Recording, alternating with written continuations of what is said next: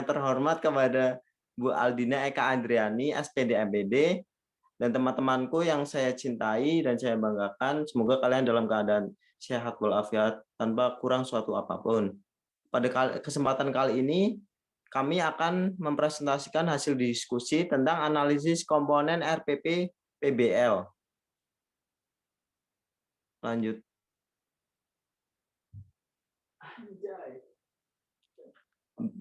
Anggota kelompok 4, yaitu yang pertama ada Nijar Farid dengan NIM 14014203999. Yang kedua ada Dia Hayu Safira dengan NIM 14014204461. Yang ketiga ada saya sendiri Fatur Rahman Sujarwo dengan NIM 14014204469. Kemudian ada Cynthia Wulandari dengan NIM 14014204471. Yang terakhir ada Ainun Mardia dengan NIM 140122026.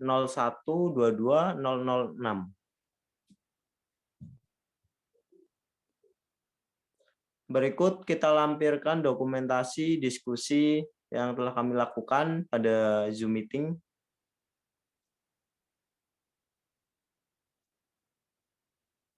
Dan kemudian saya akan menjelaskan beberapa komponen Permendikbud nomor 22 tahun 2016. Yang A, ada identitas sekolah, yaitu ada nama satuan pendidikan. Kemudian yang B, ada identitas mata pelajaran atau tema serta subtema. Yang C, kelas atau semester. Yang D, materi pokok. Kemudian ada alokasi waktu ditentukan sesuai dengan keperluan untuk pencapaian KD. Kemudian yang F, ada tujuan pembelajaran yang dirumuskan berdasarkan KD.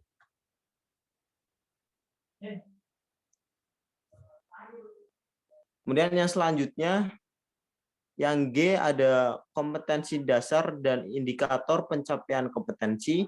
Kemudian yang H, materi pembelajaran memuat fakta, konsep, prinsip, dan prosedur yang relevan. Kemudian ada metode pembelajaran, media pembelajaran, sumber belajar, langkah-langkah belajar. Kemudian yang terakhir ada penilaian hasil pembelajaran.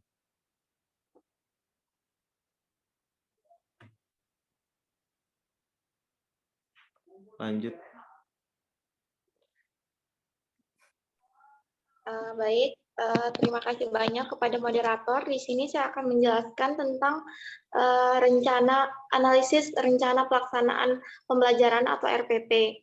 Adapun satuan pendidikannya yaitu SDN Jirapan 4 Masaran, kemudian mata pelajaran matematika, kelas 4 semester 1, materi pokok kelipatan persekutuan terkecil atau KPK, pembelajaran pertama dan dengan alokasi waktu 3 kali 35 menit. Next.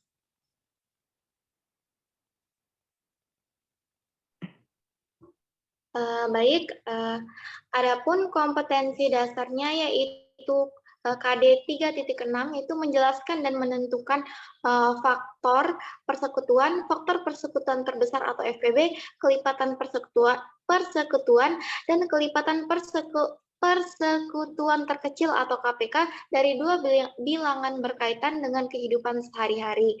Kemudian KD 4.6 yaitu menyelesaikan masalah yang berkaitan dengan faktor persekutuan terbesar atau FPB, kelipatan persekutuan dan kelipatan persekutuan terkecil atau KPK dari dua bilangan berkaitan dengan kehidupan sehari-hari. Adapun indikator pembelajarannya yaitu 3.6.1, yaitu yang pertama, menganalisis cara yang paling efektif dalam menghitung kelipatan persekutuan terkecil atau KPK. 3.6.2, menyelesaikan masalah kelipatan dari dua bilangan yang berkaitan dengan kehidupan sehari-hari.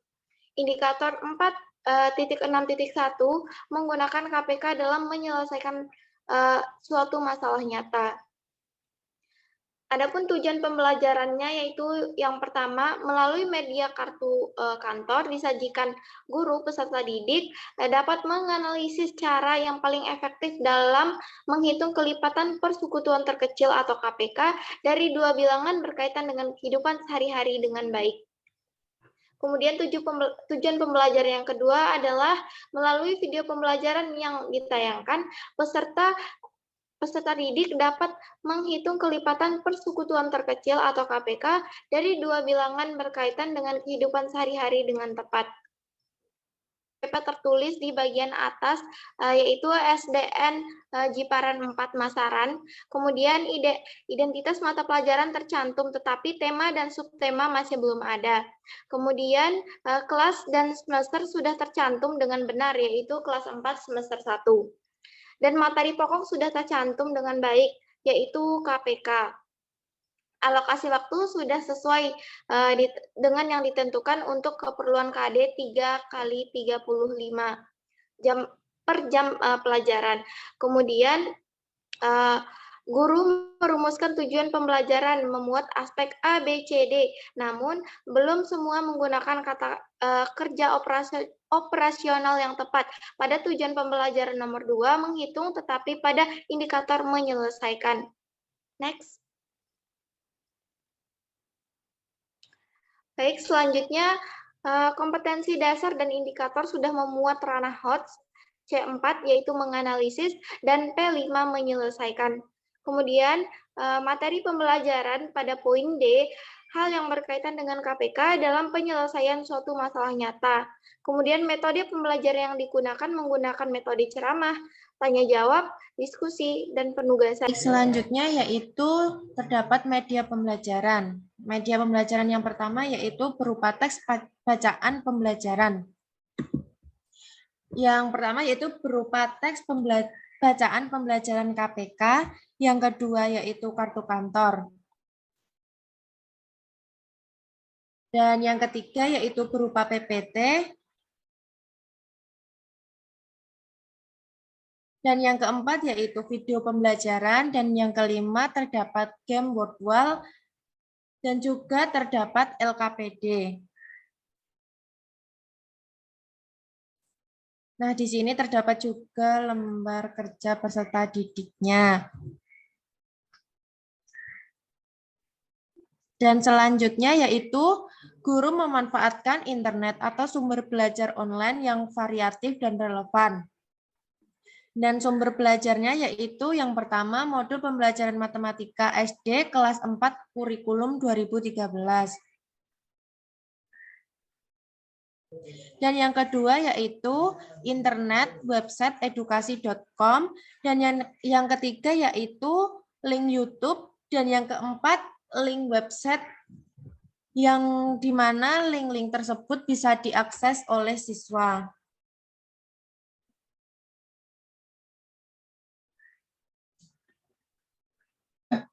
Soal cerita FEB dan KPK dapat diakses melalui link YouTube yang sudah dicantumkan pada hasil analisis, pada perencanaan pembelajaran yang sudah disusun oleh guru. Kemudian yaitu langkah-langkah pembelajaran sudah menggunakan model yaitu PBL atau Problem Based Learning yang memiliki 5 sintak. Yang pertama yaitu orientasi siswa pada masalah. Yang kedua, mengorganisasikan siswa untuk belajar. Yang ketiga, membimbing dan menyelidiki individual maupun kelompok. Yang keempat, pengembangan dan penyajian hasil penyelesaian masalah. Dan yang kelima yaitu menganalisis dan mengevaluasi proses pemecahan masalah. Kemudian, penilaian pembelajaran sudah tercantum ke dalam RPP. Penilaian pembelajaran yang pertama yaitu menggunakan teknik penilaian sikap, keterampilan, pengetahuan, remedial, dan juga pengayaan. Oke. Baik, hasil analisis tujuan pembelajaran menurut hasil analisis tujuan pembelajaran menggunakan ABCD.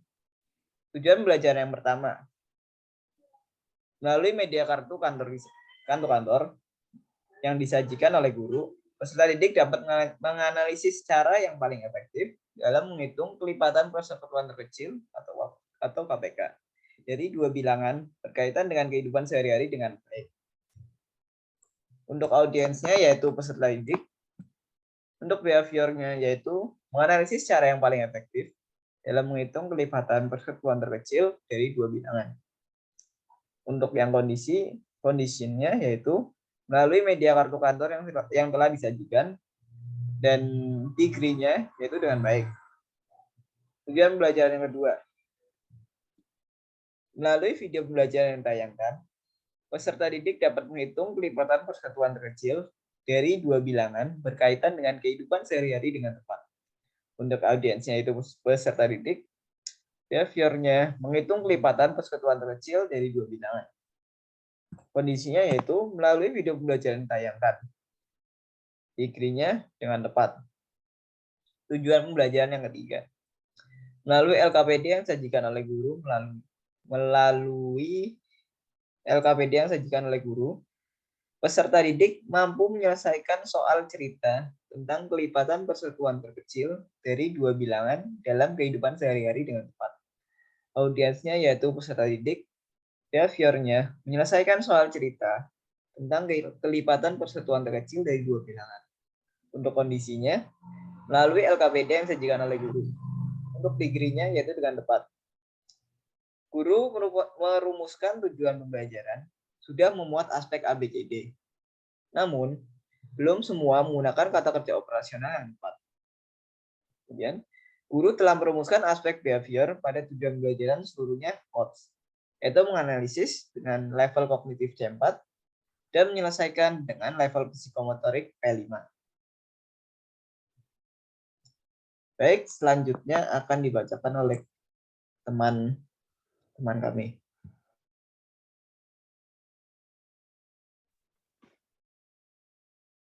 Baik, izin masuk. Hasil analisis dari materi pembelajaran. Yang pertama, guru merancang materi pembelajaran berbasis TPA-CK yang relevan dengan KD dan indikator dari bahan ajar dan berbagai sumber. Yang kedua, guru merancang materi pembelajaran dan sudah disusun secara kohesif dan berurutan secara logis. Yang ketiga, merancang materi pembelajaran yang sangat relevan dengan kehidupan nyata, berorientasi abad 21, dan tersaji dalam uraian yang sangat jelas. Yang terakhir, guru merancang LKPD sesuai dengan indikator dan materi pembelajaran. Next. Selanjutnya, hasil analisis dari strategi pembelajaran. Yang pertama, guru menentukan model pembelajaran dan merancang strategi pembelajaran berbasis TPA-CK yang mendidik sesuai dengan tujuan pembelajaran dan relevan dengan kehidupan sehari-hari. Yang kedua, guru merancang strategi pembelajaran yang mendidik dan sebagian besar memenuhi unsur-unsur kecakapan abad 21. Yang ketiga, guru merancang skenario pembelajaran inovatif dan menggunakan pendekatan, model, serta metode pembelajaran sesuai dengan tujuan pembelajaran dalam RPP. Yang terakhir, guru telah merancang skenario pembelajaran kreatif, bermakna, dan menyenangkan. Selanjutnya, hasil analisis dari pemilihan media pembelajaran. Yang pertama, guru merancang media pembelajaran dengan memanfaatkan TIK dan relevan dengan materi pembelajaran. Yang kedua, guru mampu menentukan media konkret yang menarik sesuai dengan materi. Yang ketiga, guru merancang skenario pembelajaran inovatif dan menggunakan pendekatan model serta metode pembelajaran sesuai dengan tujuan pembelajaran dalam RPP. Yang keempat, guru telah merancang skenario pembelajaran kreatif, bermakna, dan menyenangkan. Yang terakhir, guru dapat merancang pemanfaatan media dan sebagian besar memfasilitasi pengembangan sikap atau keterampilan siswa yang relevan dengan bahan ajar. Next. Hasil analisis dari pemilihan materi dan sumber ajar. Yang pertama, guru memanfaatkan peristiwa atau permasalahan kehidupan nyata yang menarik dan relevan dengan bahan ajar serta karakteristik siswa. Yang terakhir, guru memanfaatkan internet atau sumber belajar online yang variatif dan relevan untuk memperkaya bahan ajar. Hasil analisis dari evaluasi pembelajaran. Yang pertama, guru membuat instrumen evaluasi sesuai dengan indikator pembelajaran yang meliputi 3 aspek. Yang kedua, guru merancang evaluasi autentik berupa tes maupun non-tes sesuai dengan indikator dilengkapi dengan instrumen rubrik, pedoman pensporan, dan kunci jawaban yang lengkap. Yang terakhir, guru menyusun instrumen evaluasi yang mengukur kemampuan berpikir HOTS yang terdiri atas salah satu atau 2 level, C4 atau C5 atau C6. Next. Terima kasih.